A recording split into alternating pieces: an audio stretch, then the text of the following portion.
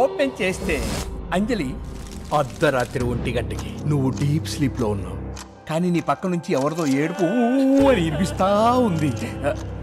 ఈ ఏడుపు ఎక్కడి నుంచి వస్తుందా అని నీకు అనుమానం వచ్చి నువ్వు ఆ ఏడుపు వస్తున్న వైపు మెల్లగా నడుచుకుంటూ వెళ్తున్నావు.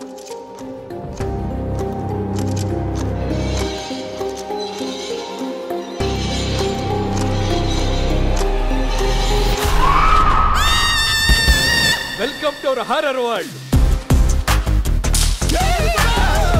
ఓ బోయపాటి సీన్, ఓ త్రివిక్రమ్ సీన్, ఓ వైట్ల సీన్, ఓ శనక్కాయల సీన్. ఈ సీన్లందరూ కలిసి సీన్ చెప్తే స్క్రీన్ సిరిగిపోతుంది.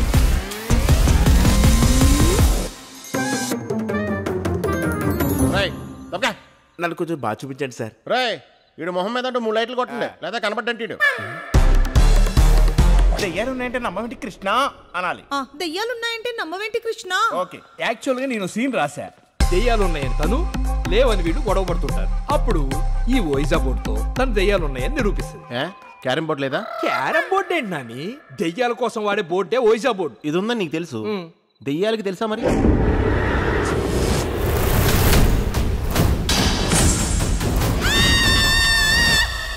సెట్ అని చెప్పావు, దెయ్యాల గొంప ఇది. అంటే వాళ్ళు దెయ్యాలు కాదు, మెథడ్ ఆర్టిస్ట్. శాస్త్రి వచ్చావా? దాదా కూర్చో, మందేద్దాం. నేను కళాకారుణ్ణి. మీరు మెథడ్ యాక్టర్ అంటే కదా, నాకేమైనా టిప్స్ ఇవ్వచ్చు కదా. మెథడ్ యాక్టింగ్ అంటే ఇదా?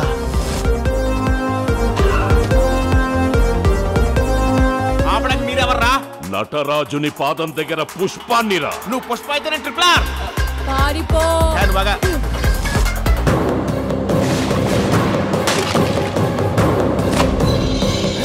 ఇది నా గది.